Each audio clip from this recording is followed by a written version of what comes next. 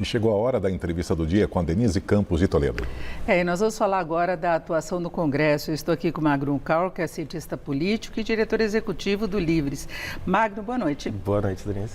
Bom, vamos falar da atuação do Congresso, que não deixou fácil este ano para o presidente Lula, para o governo Lula, né? E nós tivemos nesta última semana, aliás, desde a semana passada, momentos aí bastante críticos, né? Uma onda de derrubada de vetos do presidente, teve do marco temporal, teve da desoneração da Folha, independentemente do mérito das matérias, foi uma demonstração de força do Congresso. E agora, nessa fase final, na definição da LDO, como nós conferimos há pouco, o Congresso conseguiu impor a obrigatoriedade de liberação de verbas. Então, são 37 bi em emendas obrigatórias, chegando a um total de 48 bilhões, então aumentou o total de recursos, é 48,8 bilhões e 37 obrigatórias. E se pensava que o problema era o orçamento secreto, né?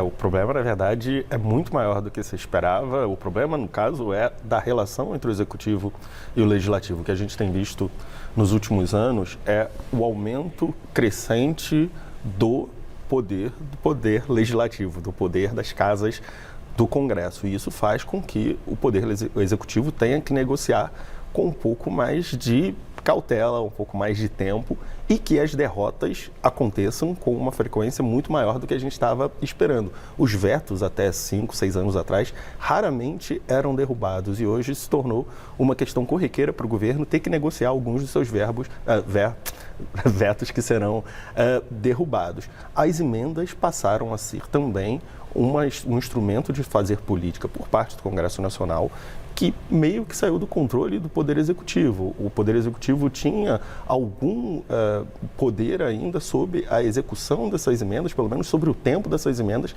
e na LDO aprovada hoje há um calendário específico, ou seja, nem mesmo o timing da execução das emendas fica ao cargo do Poder Executivo. Agora, o Congresso Nacional controla mais essa estrutura, mais essa ferramenta que o governo tinha de negociação anteriormente. Porque o governo ele tinha um determinado volume de emendas que ele ia liberando não apenas de acordo com a liberação de recursos no orçamento, mas também as negociações de pautas relevantes. Então, na época de votação, tinha uma concentração e liberação de emendas. A gente sabe que existe esse toma lá da cá, não é desvio de recursos, é uma estratégia até imposta pelo Congresso, só que agora ele tem um cronograma obrigatório para a maior parte dos recursos. É um instrumento que foi utilizado muito pelo governo nesse ano. Algumas das votações mais importantes eram precedidas de liberações volumosas de emendas, chegando a 1,5 bilhão de reais em semanas importantes. O governo tinha os restos a pagar dessas emendas, que também deixou para o final de ano, tentando negociar ali algumas pautas importantes no fim do ano legislativo. Essas possibilidades ficam hoje, agora muito reduzidas. O governo já teve muita dificuldade esse ano. O governo teve os partidos políticos com quem ele negociou, por exemplo, a participação na esplanada dos ministérios, votando de forma dividida. Às vezes votaram de forma dividida e beneficiou o governo. Na reforma tributária tivemos partidos de oposição votando junto com o governo, mas durante o período normal de votações, o governo tem alguns partidos que ele acolheu na esplanada que não votam inteiro com o governo. Ou seja, todas as movimentações acabam caminhando numa mesma direção, que o governo, o executivo, por mais que detenha boa parte do orçamento, por mais que tenha sido quem apresentou um projeto de governo para a sociedade, precisa, pelas próprias contingências ali dessa relação, negociar com o Congresso quase que semanalmente, um desgaste e um custo muito importante, fazendo com que o trabalho do ministro Padilha, por exemplo, seja bastante dificultado, porque essas negociações precisam ocorrer quase semana a semana entre os dois poderes. E tem a questão do arcabouço fiscal, né, que o governo conseguiu aprovação, ele tem uma meta de déficit zero que foi mantida na LDO. Agora, o problema é que se o Congresso vem com muitos projetos para ampliar as despesas, não só as emendas, e por outro lado não concede para o governo aqueles projetos que poderiam reforçar a receita, e todos eles tiveram um ou outro corte, não é? Teve muita negociação nesse sentido. Então, o montante a ser arrecadado adicionalmente pode ficar menor e comprometer a própria execução alteração da meta. Ela pode ser alterada já no mês de março, quando tem o balanço geral das contas. O governo já vinha tendo problemas para encontrar recursos para suprir não só as necessidades da máquina pública, mas também as necessidades de campanha, das promessas de campanha feitas pelo presidente Lula. O Congresso Nacional começou dando uma possibilidade de esperança para o governo. No final de dezembro passado, aprovou ainda no Congresso anterior a PEC de transição, que liberou ali quase 150 bilhões para serem gastos fora do teto, deu um respiro ao governo. Mas agora o movimento é contrário, o movimento é de retração das receitas. O Haddad já estava atrás de novas receitas, de novas formas de financiar as promessas. O governo não é fã de corte de gastos. Lula falava sobre isso nas últimas semanas. Tem essa disputa interna? Tem uma disputa bastante significativa entre a área do governo que deseja expandir os gastos. O próprio PT chegou a apresentar, membros do PT chegaram a apresentar projetos para aumentar a possibilidade de déficit. E tem uma outra ala, a ala do ministro Fernando Haddad, que pretende caminhar para esse objetivo do déficit zero. Independentemente de qual será o desenvolvimento da economia do ano que vem, eu acho que a gente já pode adiantar que haverá uma disputa significativa por conta dessa marca do déficit zero. Agora, se imaginava que o governo pudesse ter problemas com a bancada de apoiadores do ex-presidente Bolsonaro, mas, na verdade, quando você vê as votações, não é exatamente isso que está acontecendo. O governo fez concessões, inclusive na formação ministerial, ele acabou retirando mulheres, isso incomodou muito a própria base de apoio do presidente. Ele negociou e não recebeu em troca o apoio esperado no Congresso.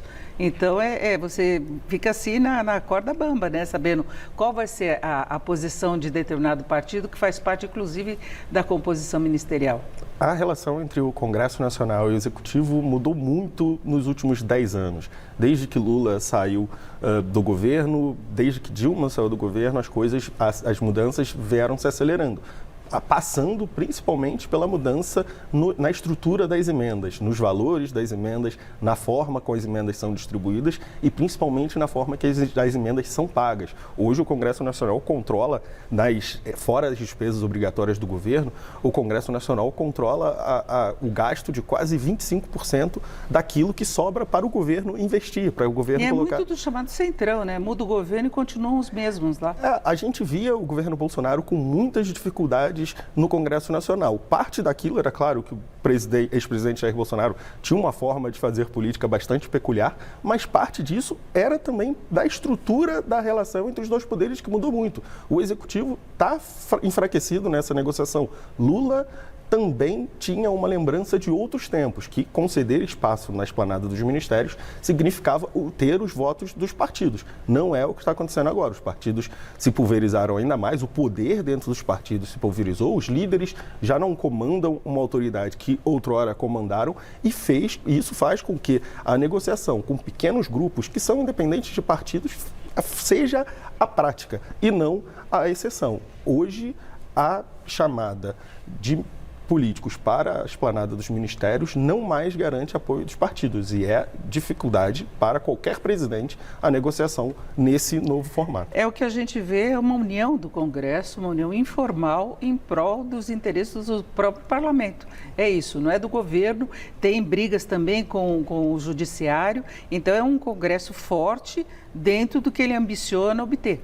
Há muito tempo se falava na retomada das prerrogativas do Congresso, da centralidade do Congresso Nacional, e o que tem se visto nos últimos 10 anos é a retomada das prerrogativas do Congresso Nacional. Um Congresso que derruba veto, um Congresso que defende as suas decisões contra decretos do Executivo, por exemplo, no marco do saneamento ou no funcionamento do comércio aos domingos, um Congresso que enfrenta o STF, que enfrenta as maneiras pelas quais eles acham que devem atuar na sociedade e vê de forma muito mais altiva o comando do Executivo e o comando do Judiciário. É muito mais do que era nas primeiras décadas desse século, aquele Congresso apagado que a gente via então. Magro, em apenas um minuto, o que você prevê para 2024 com esse Congresso? Muita disputa sobre os recursos, o governo provavelmente tendo que ceder o déficit zero, mas tendo ainda assim muita dificuldade de negociar com um Congresso que quer a bola no seu pé, não quer ser apenas coadjuvante, quer ser ator central na política brasileira. E no gerenciando fiscal você tem problemas colaterais para a economia, é isso. Mas o futuro, o Congresso vai deixar para o futuro ser resolvido. No presente, eles querem as emendas, querem gastar ano que vem, ano eleitoral. É isso, eu agradeço muito a participação do Magno Calca, cientista político e diretor executivo do Livres. Mais uma vez, obrigado, uma boa noite. Boa noite, Denise, obrigado. Luciana Laerte.